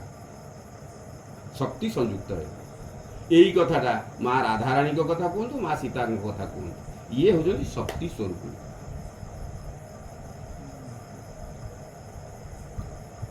ଆଚ୍ଛା, ଏଇଟା ଯେଉଁ ମହାଭାରତ ହଉ ବା ରାମାୟଣ ହଉ, ଆମ ଇଏ ଓଡ଼ିଆ ଭାଷାରେ ବି ଲେଖା ହେଇଛି, ବେଙ୍ଗଲୀ ଭାଷାରେ ବି ଲେଖା ହେଇଛି, ହିନ୍ଦୀ ଭାଷାରେ ବି ଲେଖା ହେଇଛି, ମେଥିଲି ଭାଷାରେ ବି ଲେଖା ହେଇଛି, ସବୁ ମାନେ ଷ୍ଟେଟ୍ର ଆମର ଯେତେ ଭାଷା ଅଛି ଲେଖା ହେଇଛି। କିନ୍ତୁ ଏଇଟା ପର୍ସନଟୁ ଡିଫର କରିବ ଲେଖାଟା ବୁଦ୍ଧିଷ୍ଟ ଯାହାର ହଉ। ଆମେ ରାମ ଲକ୍ଷ୍ମଣକୁ ତ ଅଲଗା ହେଇପାରିବନି, କିନ୍ତୁ ସେଇ ଜିନିଷଟା ସେଇ ରହିବ, କିନ୍ତୁ ଲେଖାଟା ଉପରେ ଡିଫର କରିବ। ହଁ, ଲେଖାଟା ଉପରେ। କିନ୍ତୁ ବାଲ୍ମୀକିଙ୍କର ଯେଉଁ ରାମାୟଣ, ବାଲ୍ମୀକି ରାମାୟଣ, ସେ ଭଗବାନ ରାମଙ୍କୁ କୌଣସି ଜାଗାରେ ବ୍ରହ୍ମ ବୋଲିକିରି କହିନାହାନ୍ତି। ବ୍ରହ୍ମ ଯେମିତି ଭାଗବତରେ ଭଗବାନ କୃଷ୍ଣ ହେଉଛନ୍ତି ବ୍ରହ୍ମ, ସ୍ୱତନ୍ତ୍ର ବ୍ରହ୍ମ, ପରମ ପୁରୁଷ, ସେ ବ୍ରହ୍ମ। ଆପଣଙ୍କର ଏଇ ପଞ୍ଚମ ସ୍କନ୍ଧର ପ୍ରଥମ ଅକ୍ଷର, ପ୍ରଥମ 3-4 ଧାଡ଼ି, ଏଇ ପଞ୍ଚମ ସ୍କନ୍ଧର ପ୍ରଥମ 4 ଧାଡ଼ି ଆପଣଙ୍କର କ'ଣ କହିଛନ୍ତି? ଆମେ କହୁଛେ ଗୋବିନ୍ଦ ଗୋବିନ୍ଦ ଗୋବିନ୍ଦ, ପଦୁ ଗଳୁଛି ମକରନ୍ଦ, ଆମେ ବୋଲୁଛେ। ସେଠି ଲେଖିଛନ୍ତି ପରମ ପୁରୁଷ ଗୋବିନ୍ଦ, ତାହାଙ୍କ ଚରଣାର ବିନ୍ଦ, ତହୁଁ ଗଳୁଛି ମକରନ୍ଦେ, ତାହା ଯେ ପିବନ୍ତି ଆନନ୍ଦେ। ସେଇ ପରମ ପୁରୁଷ ଗୋବିନ୍ଦଙ୍କ ଚରଣରୁ ଯେଉଁ ମକରନ୍ଦ ବାହାରୁଛି, ତାକୁ ଯେଉଁମାନେ ଏଠି ପାନ କରୁଛନ୍ତି, ଏଠି ଭଗବାନ ରସକୁ ଯେଉଁମାନେ ପାନ କରୁଛନ୍ତି, ତାହାଙ୍କ ଚରଣ ମନ୍ଦଇ ଶ୍ରୀ ଭାଗବତ ଗୀତ ଗାଇ। ଏଠି ବି ଏଇ କଥା ବି ଅଶ୍ମିନୀ ଉପରେ ଏତେ ଚାଲିଛି, ଅଶ୍ମିନୀ ଓଡ଼ିଆ ଯୋଉଟା ଅସ୍ମିତା, ଅସ୍ମିତା ଓଡ଼ିଆ ଅସ୍ମିତାଟା ହେଉଛି ଆମ ଓଡ଼ିଶାର ଭାଷା, ସଂସ୍କୃତି, ସାମାଜିକ ଅବସ୍ଥା, ଆଉ ଚଳଣି, ଦେବାଦେବୀ, ଇଏ ସବୁସ୍ତକୁ ବୁଝେଇଲେ ଏଇଟାକୁ ଅସ୍ମିତାକୁ ବୁଝାଏ। ଖାଲି ଆମେ କହିବା ନାହିଁ ଜଗନ୍ନାଥଙ୍କ ମନ୍ଦିରରୁ ଚାବିକାଠି ହଜିଗଲା, ଇଏ ହେଇଗଲା, ଏଇ କଥାଟାକୁ ଓଡ଼ିଆ ଅସ୍ମିତା ନୁହଁ। ବା ନବୀନ ପଟ୍ଟନାୟକ ଓଡ଼ିଆ କହିପାରୁନାହିଁ, ଏହା ଓଡ଼ିଆ ଅସ୍ମିତା ନୁହଁ। ବର୍ତ୍ତମାନ ଓଡ଼ିଶାର ସଂସ୍କୃତି, ଓଡ଼ିଶାର କଳା, ଓଡ଼ିଶାର ଭାସ୍କର୍ଯ୍ୟ, ସବୁ ଅନ୍ଦିହୋଲ ଓଡ଼ିଶାରେ ଯାହା ଆମ ଓଡ଼ିଆମାନଙ୍କର ପର୍ବପର୍ବାଣୀ, ସଂସ୍କୃତି, ସାମାଜିକ ଅବସ୍ଥା, ତାକୁ ସବୁଯାକ ହ୍ରାସ ପାଉଛି।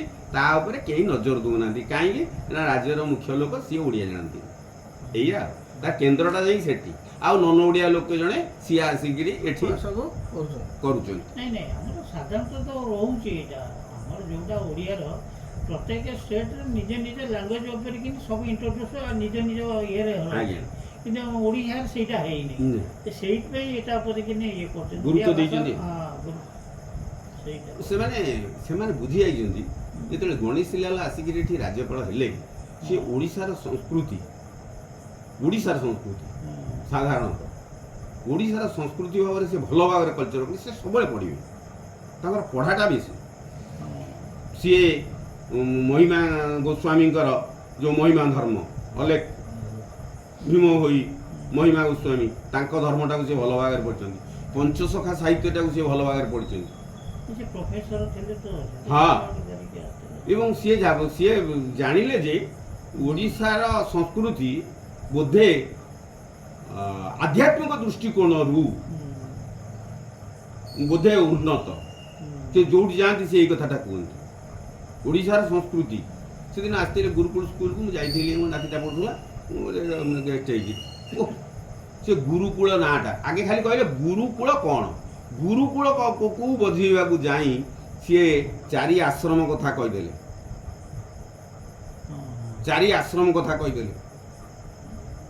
ମାନେ ଇଏ ଗୁରୁକୁଳ, ତ ଇଏ ଗୁରୁକୁଳରେ ବ୍ରହ୍ମଚର୍ଯ୍ୟ ବ୍ରତ ଅବଲମ୍ବନ ହେଉଛି। ବ୍ରହ୍ମଚାରୀ ମାନେ ଆସି ଏଠି ପଢ଼ୁଛନ୍ତି, ବେଦ ଅଧ୍ୟୟନ କରୁଛନ୍ତି, ଗୁରୁମାନଙ୍କର ଏଇ ସେବା କରୁଛନ୍ତି। ଆପଣମାନେ ଗୁରୁମା ଗୁରୁ ଅଛନ୍ତି, ଆପଣମାନେ କୁହନ୍ତୁ, ଏଇସବୁ କାର୍ଯ୍ୟ ଏଠି ଚାଲିଛି।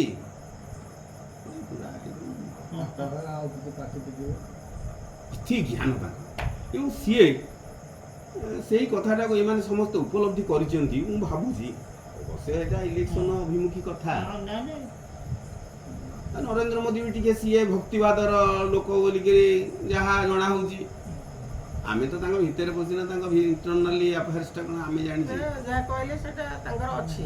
କିନ୍ତୁ ଗଣେଶୀ ଲାଲଙ୍କର ପ୍ରବଳ, ଏ ଯୋଗୀ ଆଦିତ୍ୟ ତାଙ୍କର ବହୁତ ଯୋଗୀ ଆଦିତ୍ୟଙ୍କର ଅଛି।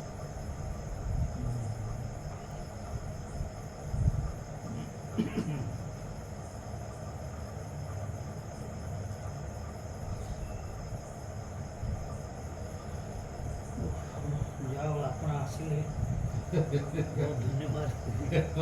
ନାଇଁ ମ ଗୋଟେ କଥାଟା ହେଉଛି, ଆପଣ ବା କାଲି କଥା ହେଉଥିଲେ କହିଲେ ହଁ। କାଲି ଆତ୍ମାକୁ ଆତ୍ମା ଯେବେ ସ୍ମରେ ଆଜି ବି ପରମ କଥା ଆନନ୍ଦେ ହଉଥିଲି। ବିହରେ। ଆଜି ବି ପଚାରୁଥିଲି। ଏମିତି ତାମାନେ ଏ କଥାଟା ମୋ ପାଖରେ କାହିଁ ଯାଇ ପହଞ୍ଚି ଯାଇଛି।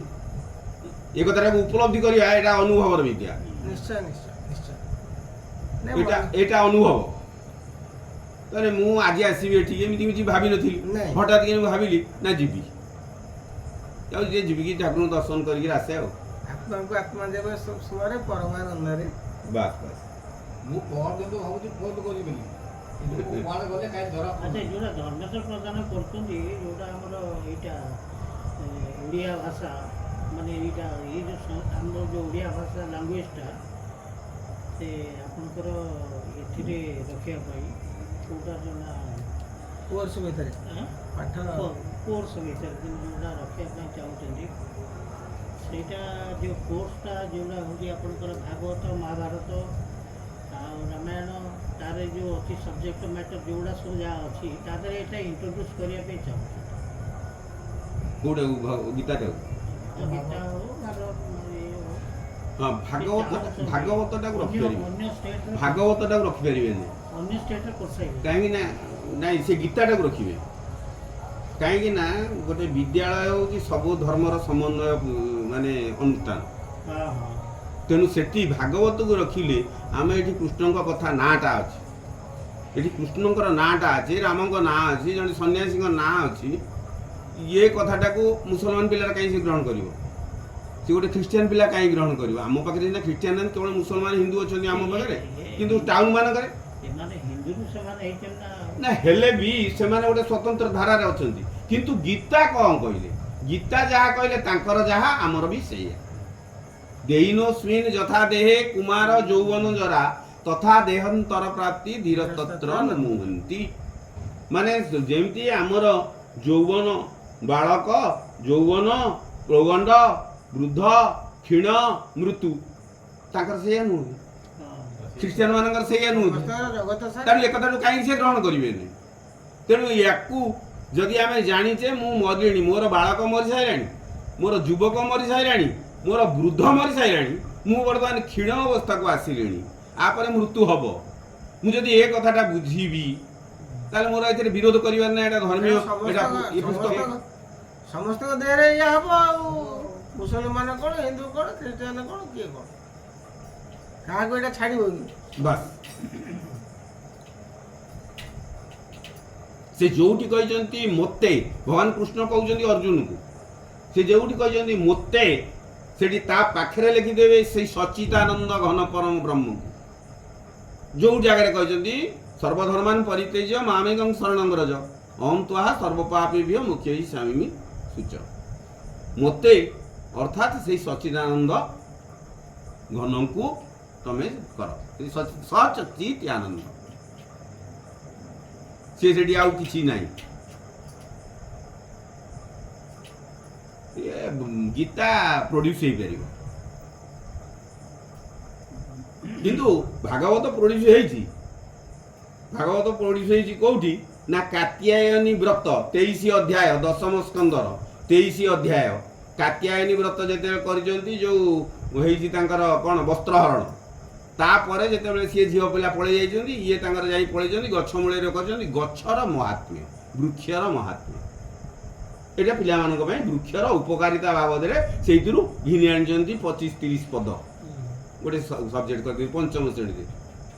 ଆଉ ଗୋଟେ ଆଣିଛନ୍ତି ବର୍ଷା ଋତୁ, ସେଇଟା ଶରଦ ସମୟ ଯେଉଁ ହେଇଛି ଶରଦ ହ୍ରାସ ହବ ତା ପୂର୍ବ ଅଧ୍ୟାୟଟା ସେଇ ବର୍ଷା ଋତୁ ଯାଇଛି। ବର୍ଷା ଋତୁରେ କେମିତି 8 ମାସ ଥିଲା ସୂର୍ଯ୍ୟଙ୍କ ତାପରେ ତାପିତ ହେଉଥିଲା, କେମିତି ଏମିତି ହେଲା, କେମିତି ଛତୁ ଗୁଡ଼ା ଛତ ଭଳିଆ ହେଲେ, ସାଧବ ମାନେ କେମିତି ଟୁଁ ଟୁଁ ହେଇକିରି ଚାଲିଲେ, ଏସବୁ ପ୍ରକୃତିର ବର୍ଣ୍ଣନା କରାଯାଇଛି। ଭାଗବତରୁ 2ଟା ବିଷୟ ନିଆଯାଇଛି। ଆଉ ଗୋଟେ ଦିଆଯାଇଥିଲା ଶିବରାତ୍ରି, ଗୋପବନ୍ଧୁଙ୍କର ଗୋଟେ ଶିବରାତ୍ରି 8ମ ଶ୍ରେଣୀରେ ଚାଲୁଥିଲା ଶିବରାତ୍ରି। ତମେ ସିଏ କହୁଛନ୍ତି ତମେ ଦିନେ ଗୋଟେ ଉପବାସ କରିବ, ଦିନବାସ ଉଜାଗର ରହିବ, ଆ ଦିହରେ ଲାଭ କ'ଣ ହବ? ତମେ ଜୀବନଟାକୁ ସେଇ ଉପବାସରେ କରିଦିଅ, ଭଗବାନଙ୍କ ସାନ୍ନିଧ୍ୟରେ ରହିଯିବା କରିଦିଅ। ଉପବାସ ଆମେ ଜାଣୁଛେ ଉପାସ, ଉପାସରେ ସିଏ କହୁଛନ୍ତି ଭଗବାନ ସାନ୍ନିଧ୍ୟରେ ରୁହ, ସମୀପରେ ରୁହ, ଭଗବାନଙ୍କ ଆଶ୍ରିତରେ ରୁହ। ହଁ ଗୋପବନ୍ଧୁ ସେ ଲେଖିଛନ୍ତି, ମୁଁ ପଢିଛି ସେଟା। ତମେ ଦୂର ଦେବାଳୟକୁ, ତମ ଭିତରେ ବା ଠାକୁର ଅଛନ୍ତି, ତମେ ଦୂର ଦେବାଳୟକୁ ଯିବାର କ'ଣ ପ୍ରୟୋଜନ ଅଛି? ସେ କପିଳାସ କଥା ଲେଖିଛନ୍ତି ତା ଦେହରେ ମଧ୍ୟ। ସବୁ ଲେଖିଛନ୍ତି, ମାନେ ସେଟା ସେଠି ସେ ବାସ୍ତବତାକୁ ଗୁରୁତ୍ୱ ଦେଇଛି। ହଁ, ବାସ୍ତବତାରେ ଗୁରୁତ୍ୱ ଦେଇଛି। ଯେ ବାସ୍ତବ ଜିନିଷଟା କ'ଣ ତୁମେ ତାକୁ ଅନୁଭବ କର। ଭାଗବତରେ ସେମିତି କିଛି ଏକର ସେକର ଜିନିଷ ଅଛି, କିନ୍ତୁ ସିଏ ସମସ୍ତଙ୍କୁ ଶୁଏଇଲା ଭଳିଆ ଭାଗବତ ଗ୍ରନ୍ଥଟି କରାହେଇଛି। ସେଇଥିପାଇଁ ସିଏ ହେଉଛି ଭଗବାନଙ୍କର ସ୍ୱରୂପ। ଭଗବାନ କୃଷ୍ଣ ଯେତେବେଳେ କହିଲେ କଳି ଆଗମେ ଭଗବାନ ଚଳିଲେ ଆପଣା ଭୁବନ, ନେପାଳରେ ଆପଣଙ୍କର ଯେଉଁଟା ହିନ୍ଦୁ ରାଷ୍ଟ୍ର ନେପାଳ, ଆଜ୍ଞା ନେପାଳଟାରେ ଥିଲା, କିନ୍ତୁ ଏଇ ବର୍ତ୍ତମାନ ଏଇ ଯେଉଁ CPIM ଯେଉଁ ଆସିକି ଯେଉଁ ଚାଇନା ବାଲା ଆସି ତା ଭିତରେ ପଶି ବର୍ତ୍ତମାନ ଯେ ଏଇଟା ସାର୍ବଭୌମ ଗଣତନ୍ତ୍ର ରାଷ୍ଟ୍ର ହେଇଗଲା, କିନ୍ତୁ ସିଏ ଆଉ ରହିପାରିଲାନି ଯେ ହିନ୍ଦୁ ରାଷ୍ଟ୍ର। ଏ ନେପାଳଟା ଏବେ ହେଇଛି ମାତ୍ର। କ'ଣ ଏବେ କ'ଣ ସେଇ ରାଜଶାସନ ଫେରିବ ବୋଲିକିରି କହୁଛନ୍ତି ହିନ୍ଦୁ ରାଷ୍ଟ୍ର? ୱାର୍ଲଡରେ ଗୋଟେ ମାତ୍ର ରାଷ୍ଟ୍ର ଥିଲା ଯେ ହିନ୍ଦୁ ରାଷ୍ଟ୍ର ହେଉଛି ନେପାଳ, କିନ୍ତୁ ବର୍ତ୍ତମାନ ସେଟା ନାହିଁ। ବର୍ତ୍ତମାନ ବିଜେପି ଚାହୁଁଛି ହିନ୍ଦୁ ରାଷ୍ଟ୍ର ଏଇଟା କରିବାକୁ, ସମ୍ବିଧାନ ଗୋଟେ ରହିବ। ଏଇଟା ଇଣ୍ଡିଆଟା ହଁ ହିନ୍ଦୁ ରାଷ୍ଟ୍ର କ'ଣ ହେଇପାରିବ? ଦେଖନ୍ତୁ, ମାନେ ଏମାନେ ସବୁ ମାଇଗ୍ରେଟେଡ୍ ହେଇଛନ୍ତି ହିନ୍ଦୁରୁ, ଆଉ ଇଏ ମୁସଲିମ ହେଇଛନ୍ତି, ଆଉ ମଧ୍ୟ ଖ୍ରୀଷ୍ଟିଆନ ସବୁ ହେଇନାହାନ୍ତି। ଆପଣ ତ ଆଲେକ୍ଜାଣ୍ଡାର ପରେ ସବୁ ଯାକ ଆସିଗଲେ ଆଉ କ'ଣ? ହଁ, ବାସ୍ ବାସ୍ ବାସ୍। ଖ୍ରୀଷ୍ଟପୂର୍ବ 326ରୁ ଆଲେକ୍ଜାଣ୍ଡର ଯେତେବେଳେ ଆସିଲେ, ସେଠି ତାପରେ ହଁ, ଆଲେକ୍ଜାଣ୍ଡାର ଆଉ ଗୋଟେ ଭାସ୍କୋ ଡା ଗାମା ଆସିଥିଲେ। ସିଏ ତ ସିଏ ଅଲଗା 1498ରେ ହଁ, ସିଏ ଆସିଥିଲେ ପର୍ତ୍ତୁଗୀଜ। ସିଏ ଆସିଥିଲେ କେବଳ ଜଳପଥକୁ ଆବିଷ୍କାର କରି, ହଁ, ଭାରତକୁ ଜଳପଥ ଆବିଷ୍କାର କରି ସିଏ ଆସିଛନ୍ତି, ଇଏ ଆସିଛନ୍ତି ଆପଣଙ୍କର ଇଲତୁତମିଶ, ସେ 1400 ଗିୟାସୁଦ୍ଦିନ ବଲବନ, ସୁଲତାନ ରେଜିଆ, ଏମାନେ ବି ଆସିଛନ୍ତି, ଆଲାଉଦ୍ଦିନ ଖିଲିଜ, ଏମାନେ ସବୁ ବି ଆସିଛନ୍ତି। 1498 ଭାସ୍କୋ ଡା ଗାମା। ହଁ, ତାଙ୍କର ଏମ୍ ଅଲଗା, ସାର୍ ଯାହା କହିଲେ ଆଲେକ୍ଜାଣ୍ଡାରଙ୍କ ଏମ୍ ଅଲଗା, ଯେ ମୁଁ ହଁ, ସେ ପୃଥିବୀ ଦିଗ୍ବିଜୟ ଯେମିତି ମହମ୍ମଦ ଘୋରୀ, ହଁ। ସେମାନେ ଆସିଛନ୍ତି ଧନ। ସେ ଆଲେକ୍ଜାଣ୍ଡର ଆସିଛନ୍ତି କେତେ, ଗୋଟିଏ ତ ପୁରୁଷ ସହିତ ଯୁଦ୍ଧ କରିଛନ୍ତି ଯାଇଛନ୍ତି, ଆଉ ସେଇଠୁ ଫେରିଛନ୍ତି। ଆରେ ଏଡ଼େ ବକଟେ ରାଜ୍ୟ, ଏଡ଼େ ବକଟାର ରାଜ୍ୟର ସିଏ ସମ୍ମାନ ଦେବାକୁ, ରାଜାକୁ ସମ୍ରାଟକୁ ସମ୍ମାନ ଦେବାକୁ ରାଜି ନୁହନ୍ତି। ମୁଁ ଭାରତକୁ କ'ଣ ଆଟାକ୍ କରିବି? ସେଇଠୁ ଯାଇଛନ୍ତି। ଝେଲମ ନଦୀ କୂଳରେ ତାଙ୍କର ଯୁଦ୍ଧ ହେଇଥିଲା। ହଁ ବାସ୍, ସେଇଠୁ ସେ ଫେରିକିରି ଗଲେ। ସିଏ ଯଦି ଦ୍ୱନ୍ଦ୍ୱ ଯୁଦ୍ଧ ନ କରିଥାନ୍ତେ, ସେତେବେଳେ ଯୁଦ୍ଧର ନିୟମ ଥିଲା ରଥି ସାଙ୍ଗରେ ରଥି, ମହାରଥୀ ସାଙ୍ଗରେ ମହାରଥୀ, ହାତୀମାନଙ୍କୁ ତମେ ମାରିପାରିବନି ଈଶ୍ୱର। ସିଏ ତାଙ୍କର ସେଲୁକସ କହିଲା ତାଙ୍କୁ ଯଦି ପୁରୁଙ୍କୁ ଜୟ କରିବାକୁ ହବ ତେଣୁ ଅନ୍ୟାୟ ଯୁଦ୍ଧ କରିବାକୁ ପଡ଼ିବ। ସିଏ ହାତୀମାନଙ୍କୁ ଆଗେ ମାଇଲେ ସର, ହାତୀମାନଙ୍କୁ ସରି ହାତୀମାନେ ସବୁ ପଛଘୁଞ୍ଚା ଦେଲେ, ଆଘାତ ପାଇଲେ, ତାଙ୍କରି ସୈନ୍ୟଙ୍କ ଉପରେ ଏ ଦଳି ଦେଇ ଚାଲିଗଲେ। ଲାଷ୍ଟ ଷ୍ଟେଜରେ ପୁରୁ ଆରେଷ୍ଟ ହେଲେ। ପୁରୁଷକୁ ପଚାରିଲେ ତମେ କ'ଣ ଚାହଁ? ନା ଗୋଟେ ରାଜା ଠାରୁ ଯୋଉ ସମ୍ମାନ ଚାହିଁବା କଥା ମୁଁ ସେଇ ଚାହେଁ, ଏତିକି କହିଛନ୍ତି। ଆଉ ମିତ୍ର ହେଲେ, ମିତ୍ର ହେଇକି ତାର କହିଲା। ଆଉ ତାପରେ ଜଣେ ସନ୍ନ୍ୟାସୀଙ୍କର ଭେଟ ହେଲା ହଁ, ଆଲେକ୍ଜାଣ୍ଡରଙ୍କର। ଆରେ ହଁ, ସେ ଗୋଟେ ଅଛି। ସେଇଠୁ ତ ସେ ଫେରିଲେ ନା, ସେଇଠୁ ଶିକ୍ଷା ହଁ। ପାଇକିରି କହିଲା ହେ ଇଏ ଲଙ୍ଗଳା ଫକୀରଙ୍କର ଏତେ ଦାମ, ଆଉ ମୁଁ କ'ଣ ଯିମି ଯୁଦ୍ଧ କରିବାକୁ? ଆଉ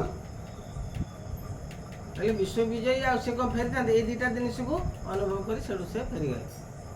ଫେରିଗଲା ପରେ କିଛି ବାଟ ଯାଇଛନ୍ତି, ତାଙ୍କର ପ୍ରାଣ ଚାଲିଗଲା। ଏବଂ ସେ ପ୍ରାଣ ଯିବା ପୂର୍ବରୁ କହିଲେ ଯେ ମୋର 2ଟା ହାତକୁ ପକେଇଦେବ ପଦାକୁ। ଏ ବିଶ୍ୱବିଜୟୀ ଆଲେକ୍ଜାଣ୍ଡର କିଛି ନେଇକିରି ସଂସାରରୁ ଯାଉନି ଯାହା ସବୁ କରିଛି ଏଗୁଡ଼ା ସବୁ ମିଛ ଜିନିଷ। ମୁଁ ବିଜୟ କାହାକୁ ପ୍ରକୃତରେ କରିନି। ବଳପୂର୍ବକ ବିଜୟ ଯିଏ ପ୍ରକୃତ ବିଜୟ ନୁହେଁ। ଆମ ଟାଇମରେ ବହିରେ ପଢ଼ୁଥିଲୁ ଇତିହାସରେ ଏଗୁଡ଼ା ସବୁ ଥିଲା ସେତେବେଳେ। ସେତେବେଳେ ଥିଲା, ନହେଲେ ସେଇ ଦିନର କଥା ମନେ ଅଛି ନା। ଆଉ ଆମେ କଣ ଆଉ ଏବେ ପଢୁଛୁ? ଏବେ କିଏ ପଢୁଛି? କୋଉ ଆରମ୍ଭ କରନ୍ତୁ ଏକଦମ ଭିଜି ଗଲୁଣି। ଆରମ୍ଭ ହେଇନି। ନାଇଁ, ସରିଲେ ଖାଲି ମହାମନ୍ତ୍ର ଆରମ୍ଭ ହବ। ନାମ କରିଦେବି। ଅ, ଆରମ୍ଭ ହେଇଗଲାଣି ନା? ଓହୋ ବନ୍ଦ କରିଦେ। ଦେ କ'ଣ ହେଇଗଲା?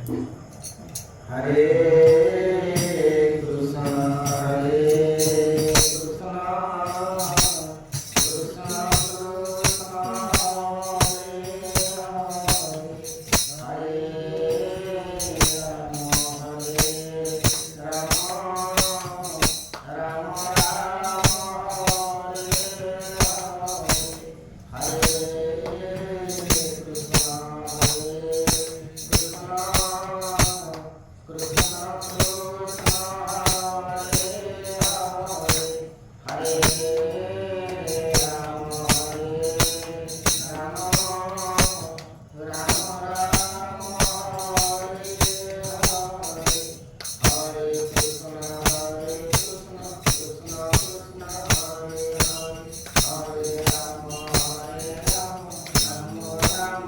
হরে হরে হরে কৃষ্ণ হরে কৃষ্ণ কৃষ্ণ কৃষ্ণ হরে হরে হরে রাম রাম রাম হরে হরে হরে কৃষ্ণ হরে কৃষ্ণ কৃষ্ণ কৃষ্ণ